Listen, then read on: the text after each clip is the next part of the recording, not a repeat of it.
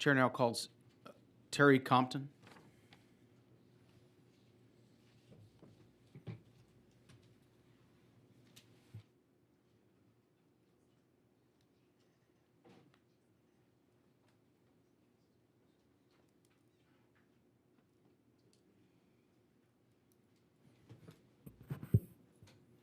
Sorry. She'll be.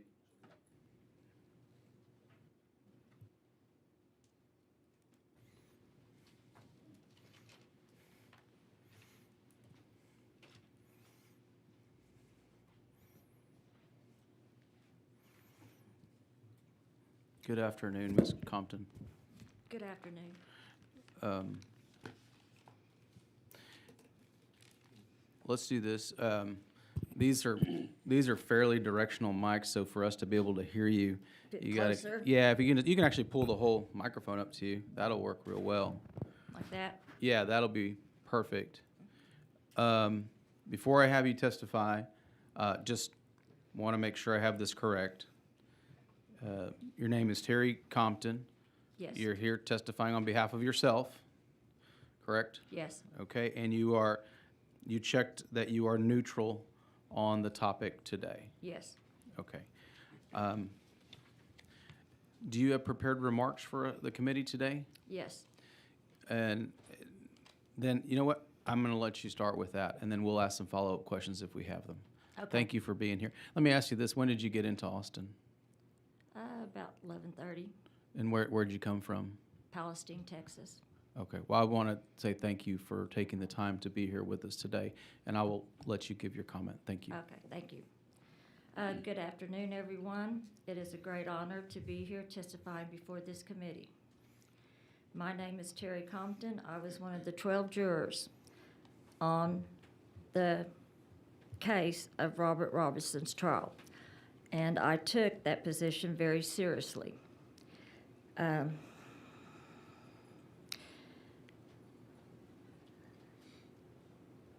Everything that was presented to us was all about shaken baby syndrome.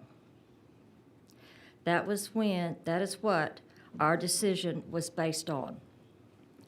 Nothing else was ever mentioned or presented to us to consider. If it had been told to us, I would have had a different opinion, and I would have found him not guilty.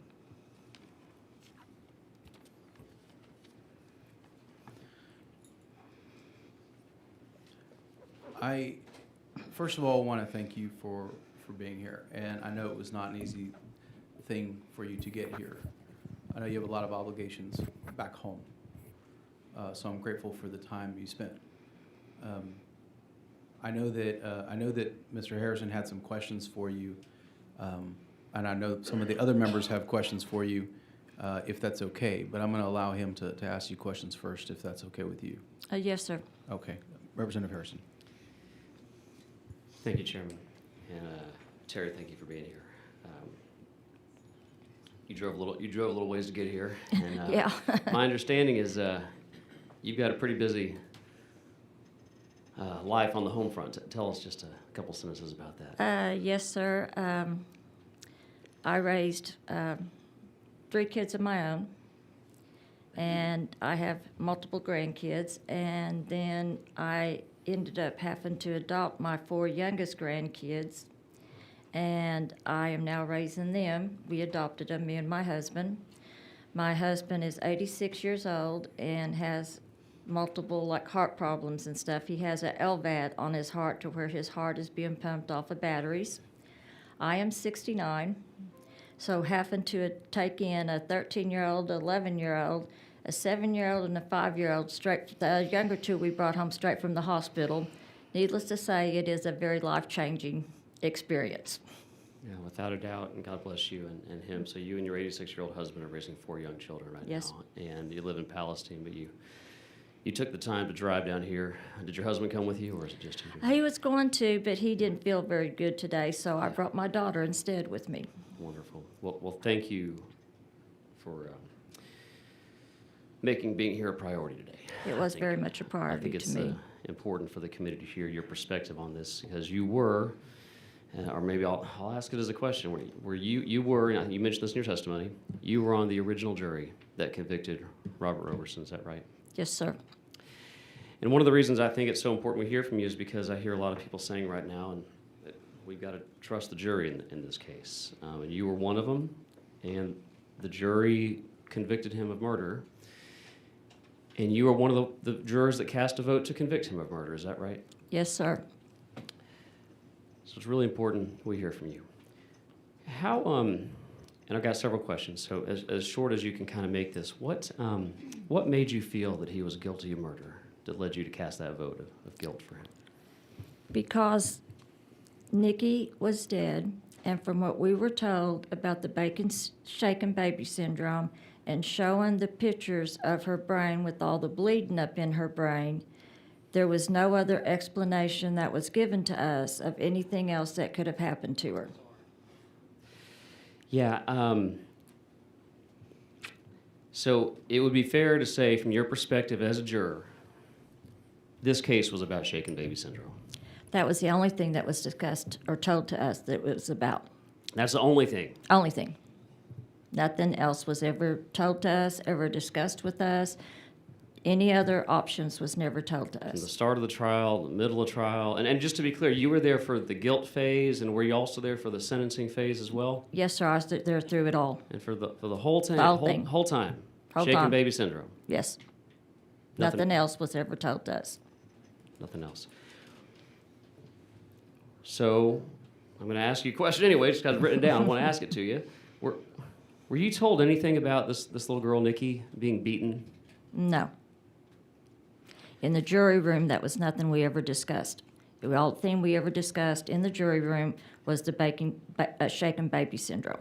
So you heard nothing about Nikki being beaten as an explanation for what you witnessed in the jury room? No.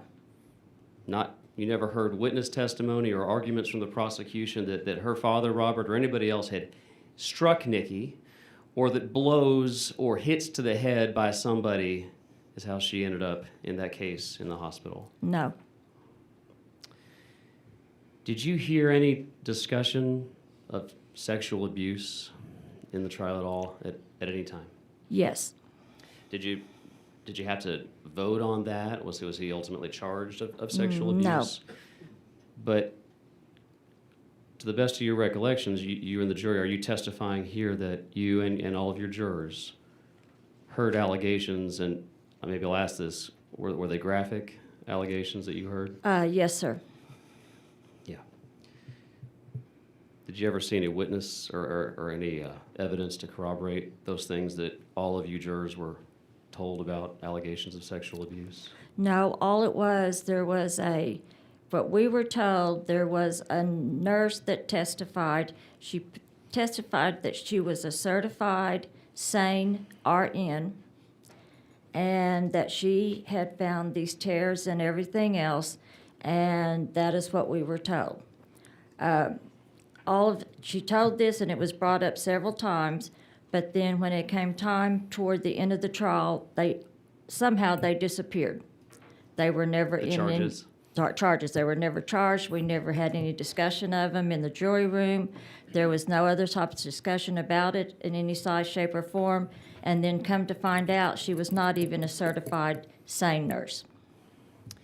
And forgive me for the graphic nature of this, but you were told of sexual abuse to such an extreme that tearing was implicated and involved, and told to you, the jurors. The person who said this represented a certain certification that upon cross-examination they had to admit they were not even certified to be discussing the matter. Is that right? Yes.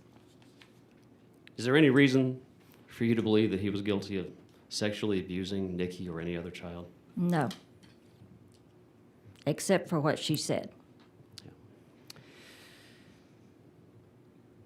So this case was a shaken baby syndrome case, start, middle to end. Is that your recollection? Yes, sir. And also to my recollection, I believe the prosecution even got either it was a teddy bear or a baby doll and got it up and shook it to demonstrate to us what shaken baby syndrome was. I'm really glad you mentioned that. Let's talk about that for a second. Because what is being thrown around right now and we'll get to this more in a minute. People keep saying, the state right now, to defend the execution, they are saying that Nikki was beaten several times on the head. And you just testified a second ago, if I heard you right, you never heard anything about that. No, sir. Do you have any recollection of multiple impact sites that Nikki had been beaten on multiple parts of her head? No, sir. The only thing that maybe had been mentioned was she might have had a small bruise from where she fell out of bed. Yeah. Were there any photos or discussions that you saw, or any evidence you saw, that made you think that anything of substance, and certainly of sufficient force to kill a baby or a 2-year-old, was on her head? Did you see any photos of severe bruising on her faces at all? No. In the photos you saw, did Nikki look like she had been beaten? No. I want to go to this teddy bear. Did you say it was a teddy bear? I don't remember if it's a teddy bear or a baby doll or a child's baby doll or something. Help me understand this. Why would a baby doll or a teddy bear be brought into the courtroom? What were they doing with it? I think they were trying to emphasize the extent of what the shaking baby syndrome was and how violently he had shook it. Can you describe to us, okay, so that was the point. What did they do with the doll or with the teddy bear? Can you just describe what you saw them doing with the doll? They grabbed it by its arms like this, and they just violently shake, and just try to give us an example of what the shaking consisted of. And they did this, did they do this because they wanted the jury to understand what could have explained their theory for what was going on inside of her brain and what they believed happened to Nikki? So was the doll kind of like a substitute for Nikki? They were trying to make it a substitute for Nikki. Is that what you believe? You were seeing That's them what I simulate what believed. they believed Yes. happened to her? Yes, sir. Okay. Did they ever simulate the doll being hit in the head with anything? No. Did they ever simulate the doll being hit in the head by Robert? No. Did they ever simulate the doll being thrown against anything? No. Did they demonstrate the doll being hit in the head in any way? No. So the only thing you saw that simulation with that doll on was being shaken. Is that right, or is that That wrong? is correct. Do you remember if the defense counsel objected to any of this at the time? No, sir. Well, you don't recall, or they did? No, he didn't. Okay. Did they talk about, if that was the case, was there any discussion about damage to other parts of Nikki? Because, if you're shaken like that, was there any discussion about other injuries that might be intuitive if that were to happen? For example, fractures or neck tissue damage? No, sir. Nothing about a neck damage or any other part of her body? No, sir. Okay. Do you have, based on what you heard, and you sat through the whole trial, do you have any reason to believe that Robert was a violent person? Is there anything that stuck in your mind about that, based on everything you heard? No, sir. Were there any alternatives that you, the jury, any alternative explanations, I should say, to what could have explained what you were seeing from the medical evidence regarding Nikki, other than that she had been shaken? No, sir. And I jotted this down, but during your testimony, I want to make sure I heard it right, or maybe it was during one of your answers a second ago. You mentioned something about the deliberations in the jury room, and you were in there deliberating sir. with your jurors. Yes, sir. What were you discussing when you were in the jury room deliberating with your jurors? The only thing that we would basically discuss was the shaking of the baby and the head injuries with the bleeding and stuff, that they showed us pictures for where they had cut her skin away from her brain, where we could actually see the whole shape and the bleeding on her brain. And they sent those pictures around for all of us to look at. And that's what we would be looking at, was all the bleeding in her brain.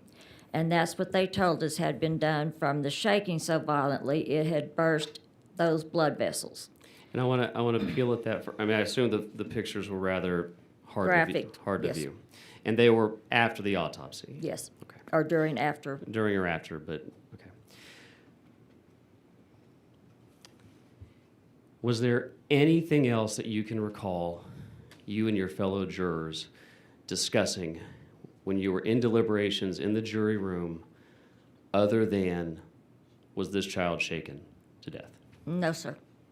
You had no recollections of anything else discussing this child being beat, hit, or otherwise abused? No. Okay.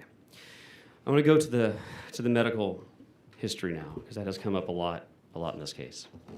What did you know about her case? What did you know about her medical history? I'll phrase it that way. The only thing that we were told as jurors is that she had been sick, that Robert had taken her to her pediatrician, I think earlier in the week, and he had given her Finnegan. A couple of days later, she had been running a high fever. I believe we were told about 104. He had taken her to the emergency room. Again, they had given her some Finnegan with cough syrup in it, codeine. And he'd taken her back home again. And then the next thing we were told is when she had rolled off the bed, she, I guess, was okay. And he put her back in bed with him. He woke up again. She was unresponsive. And that's when he took her to the emergency room. So prior to basically starting 48 hours out from her death, did you have any knowledge of her medical history? No. And would you characterize, because I don't want to misrepresent what you just testified to there, but in the days leading up, so the 48 hours roughly, you knew about it. There was a doctor visit, hospital visit. And by the way, was it your understanding he was the one taking her to get medical care? Yes. On multiple occasions? Yes.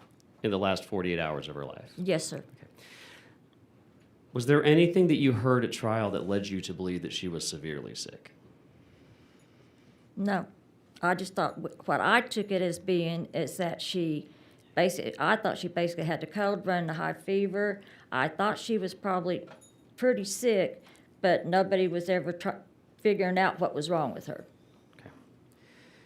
But was there a lot of discussion in trial about her extensive medical history? No. Okay. I would like to ask you a few things because I think it's really important. I want to ask you a few things that we now know, and I would like to hear you just let us know if you were aware of this type of medical history for Nikki. Were you aware that there was a CAT scan done that showed only a single minor impact site to the head that had only a small amount of breathing? Did you ever see this CAT scan? No, sir. Were you aware, or did the jury see, CAT scans and autopsy photographs that showed only a single impact site of the head with only a small amount of subdural blood and brain swelling that would have been, in fact, completely consistent with a short fall? No, sir. Okay. Were you aware, was the jury aware of a post-mortem toxicology report that the medical examiner, Dr. Irvin, did not consider that showed she had toxic quantities of Finnegan and Finnegan with codeine in her bloodstream at the time that the autopsy was performed? No, sir.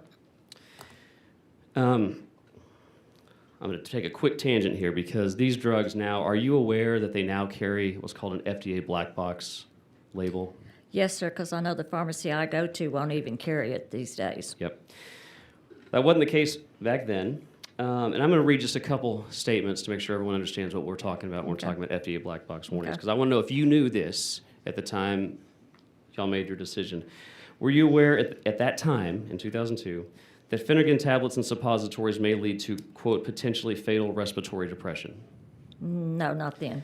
Were you aware that Finnegan tablets and suppositories in patients with compromised respiratory function, such as sleep apnea, should be avoided? No, sir, not then. Were you aware that caution is now this is the official, this is from the FDA, caution should be exercised when administering Finnegan tablets and suppositories to pediatric patients 2 years of age and older because of the potential for fatal respiratory depression? No, not then. And were you aware then that excessively large doses of antihistamines, including Finnegan tablets and suppositories in pediatric patients, quote, may cause sudden death? No, not then. Yeah. Nikki had been prescribed these drugs, these cough syrups, that do metabolize into morphine. And this was in conjunction with the fact that she had a severe respiratory infection. Were you aware that she had a severe respiratory infection? No, sir. Okay.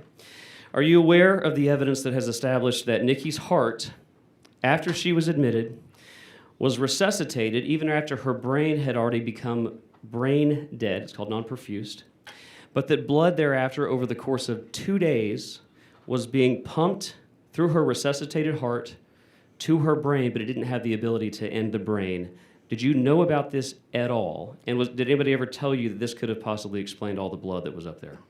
No, sir. From what we were basically under the understanding of, that when she got to the emergency room, she died sometime later that day. We were never told she was put on life support or anything like that, and actually survived for 2 more days. So really quick, so I want to pull at this.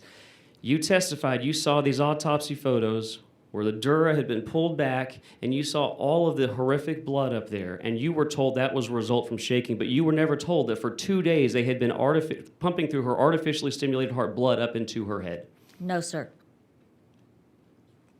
Okay. Are you aware that there's evidence that after Nikki was moved to Children's Hospital in Dallas, she was receiving epinephrine and 3 other drugs that stimulate blood flow and raised her pulse to over 200, adding to the blood flowing in and under the scalp and accumulating in the subdural space, yet it was unable to enter the brain? Did you know about that? No, sir. Like I said, I thought she had died there at Palestine Hospital later that day. Were you aware that when the medical examiner, Dr. Urban, conducted an autopsy, she observed an accumulation of subdural blood, but that the medical examiner made no attempt to reconstruct past events to assess how that accumulation in the subdural space of her brain had occurred during Nikki's hospitalization, and that despite expert medical witness to the testimony, she determined that that blood was a sign of multiple impact sites, even though that's not consistent with anything that's outside of the exterior of her brain. Were you aware of any of this? No, sir. Okay. Are you aware of the evidence that is now well established that Nikki, who had been very ill for most of her life, had high fevers during her last week, and you might have mentioned you knew about the fever? Are you aware that she had an unidentified respiratory infection that included double pneumonia, both viral and bacterial? Were you aware of this? No, sir. Were you aware that the pneumonia had advanced to the point of sepsis? No, sir. Were you aware of her having any blood clotting conditions or disorders that might have impacted how well she or how easily she bruised, and that could have impacted brain activity subcutaneously? No, sir. Okay. Were you aware of the evidence and the witness testimony that I have heard directly from forensic lung experts that testified that her pneumonia had progressed so great over the period of probably 3 weeks that he didn't understand how at the time of death her lungs would have been capable of even absorbing enough oxygen to maintain life? No, sir. If you had known that, would that have made a difference in how you voted in this case? Yes, sir. How big of a difference? Very much difference. I would have found him not guilty.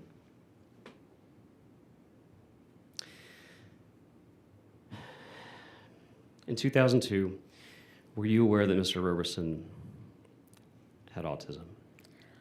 I was not aware of it in 2003, the day of the The year trial of was the 2003, trial. that's right. And this is important because I have had law enforcement testify here to this committee that he had a really flat affect.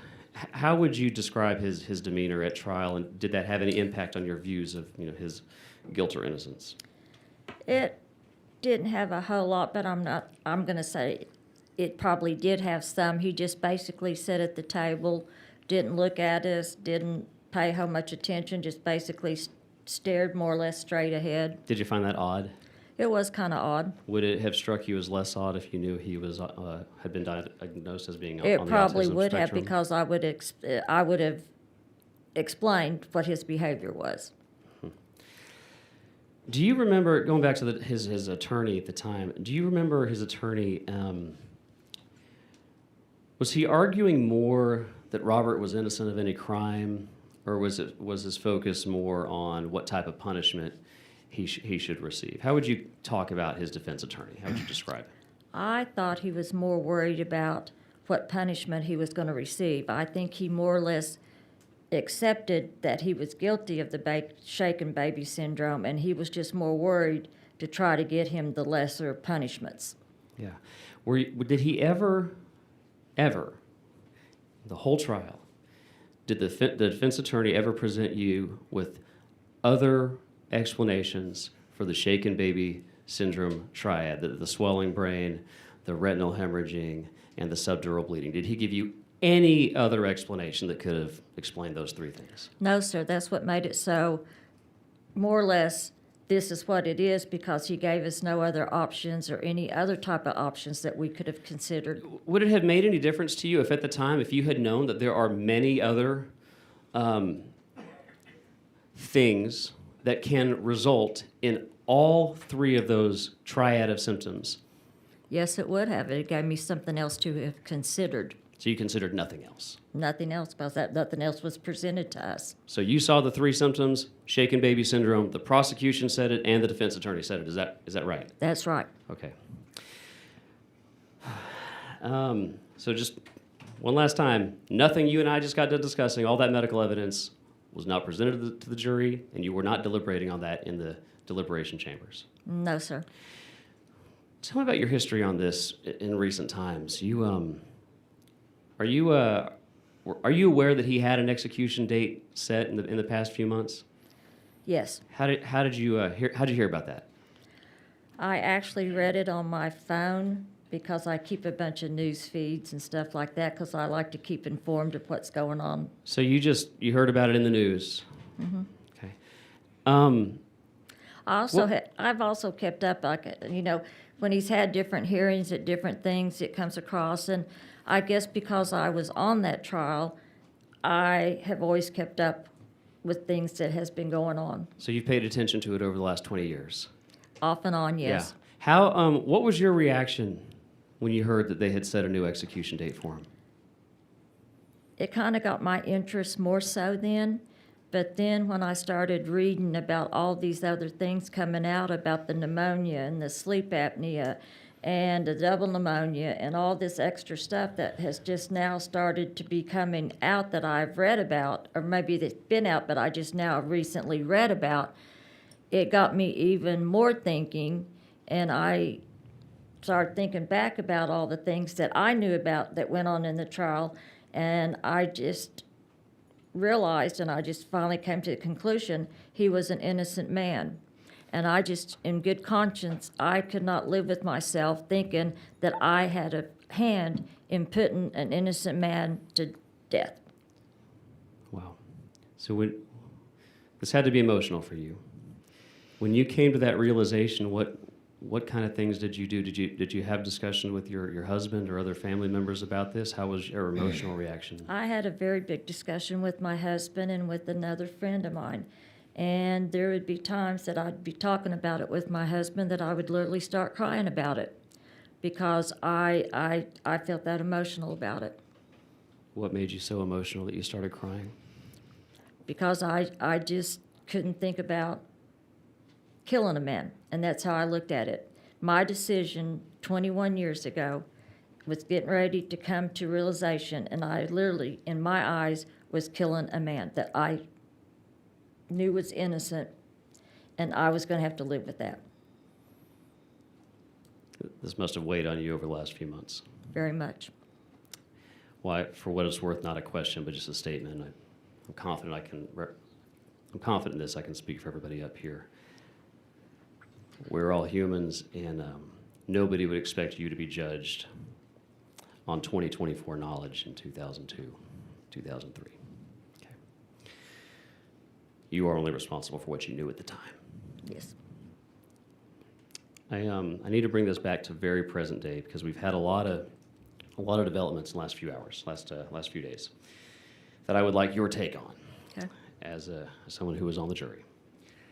When this committee issued our subpoena, something that, just as a matter of fact, if we had not done, he almost certainly would be dead right now.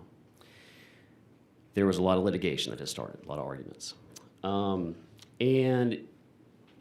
the government, the state, and in this case the Attorney General's office, made an argument on the day that we issued this subpoena, I can't remember if it was that day or the next day. They began arguing that Robert Roberson's case was not a shaken baby case. I would like to read you a couple quotes. Okay. This is from somebody in the Office of the Attorney General. The evidence supports the fact that there were multiple blunt force impacts to the child's head. How would you respond to that claim? I would like to know where they got their information from, because that is not true. Let me get rid of the rest of this one quote. And there was a history of abuse from this particular inmate against this child. Again, I would like to know where they're getting their information from, because that is nothing that was ever brought up during the trial or at any other time. There's more to this quote. Quote, shaken baby syndrome just doesn't play a role in this case. It's just not the central feature of this case. Me being at the trial and in the jury area and the jury room, that is all that this case was based on, was shaken baby syndrome. And even the prosecution's star witnesses that they would have brought up, psychologists, doctors, all of this, the only thing that they would discuss in their testimonies and all of this was shaken baby syndrome. Yeah. I'm going to hold something up right now. I don't know if you can read it. So I'm going to read you the first half of this, all right? I have bad eyes, so you're going to have to get something over here closer. That's okay. I can read this to you. Okay. Actually, no, I have a copy. Can she be provided a copy of that? All right. This is from an official pleading from the Office of the Attorney General when he was asking the Supreme Court to reconsider our subpoena. I'm going to read the first part of this. You were, and before I do that, I'm going to ask you a question you've already answered. Mm-hmm. You were a juror on this case. Yes, sir. Okay, I'm going to read the first half of this. A Texas jury convicts Roberson of beating his 2-year-old daughter to death. Not Ma'am, true. Is that what you convicted Robert of over 20 years ago? No, sir. How sure are you? 100% sure. Who would know better, you or somebody in the Office of the Attorney General right now? Me, because I was in the jury. I was the jury, and I'm the one of them that made that conviction of shaken baby syndrome. How does it make you feel seeing these statements by the government right now as somebody who lived through every day of the trial? It has pissed me off very much.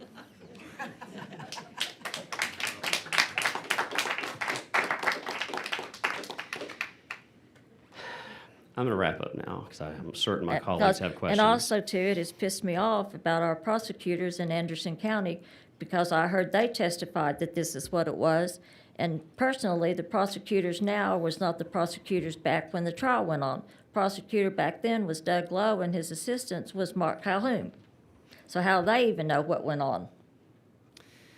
And I think there was at least widespread sentiment up here when the district attorney testified that she did not come prepared, and nor did she demonstrate even a basic level of knowledge of the facts in this case. So I'd like to wrap up here and let folks... I have to say, she is not very well thought of by a lot of people in Palestine, because she basically has no knowledge about her job most of the time.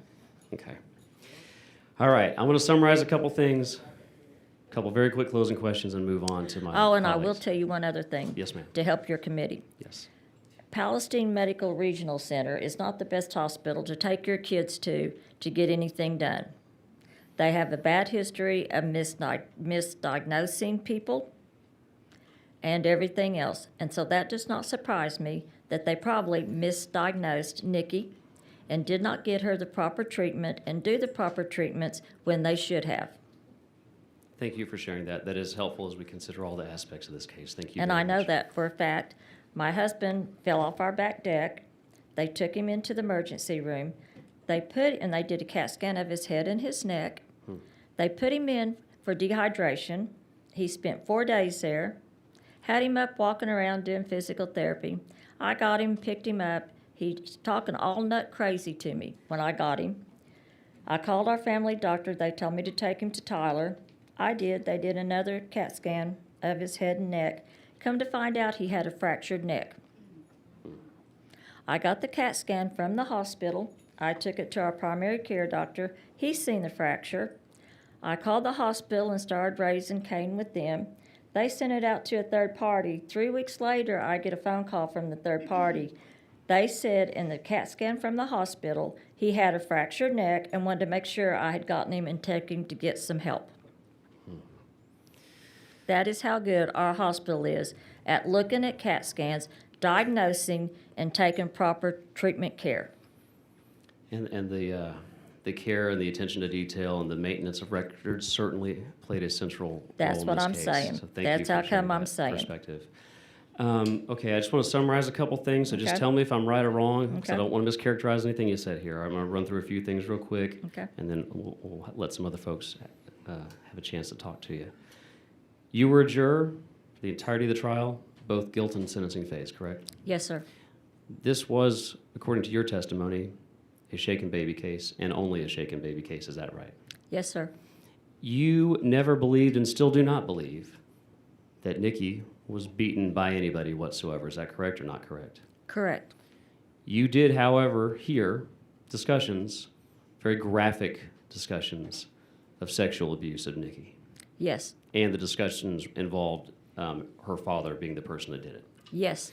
But they were completely unsubstantiated, and the charge was ultimately dropped. Is that correct?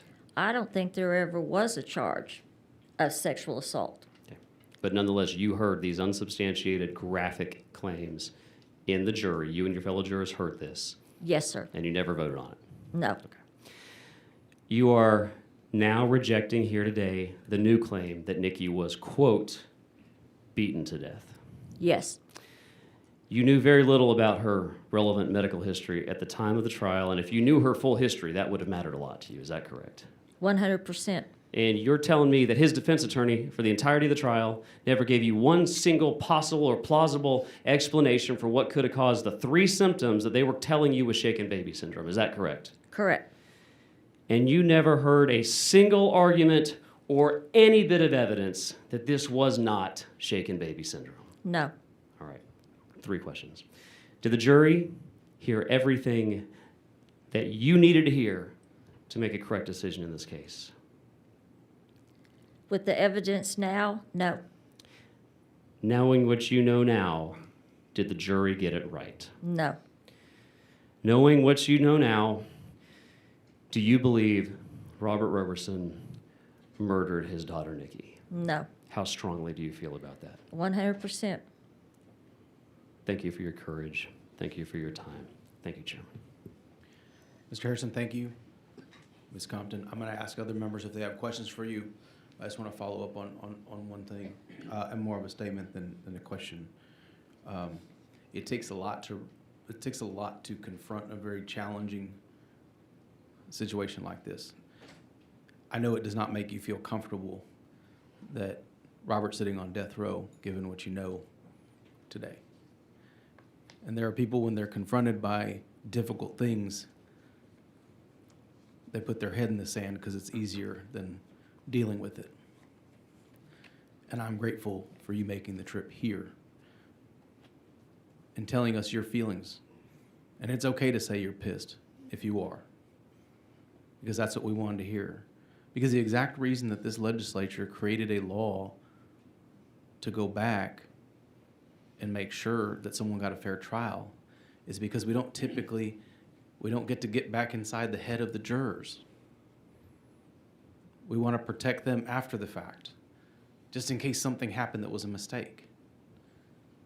But the courts have refused to do that. And your testimony here today gives us the opportunity to get inside that jury room, to understand the way you think and to understand the way that you feel. You are exactly correct about your analysis here. And your testimony is exactly what we needed to know that our law is not working. So I want to tell you, I am grateful for you coming here on a day's notice to talk to us. That's important, not just to Robert, not just to this committee. It's important to the entire state of Texas and the justice system that we have. It is going to impact so many lives that you will never interact with. And I want to say thank you for that. Members, do we have any questions for Ms. Compton otherwise? Yes, Mr. Cook. Vice Chair Cook, sorry. Thank you. Thank you for your testimony today. Thank you for coming to Austin, and just wanted to ask you a couple of questions. And so earlier you talked about the either the baby doll or the teddy bear that was being shaken. And so that was an example of where the prosecution was showing you what happened in this case, right?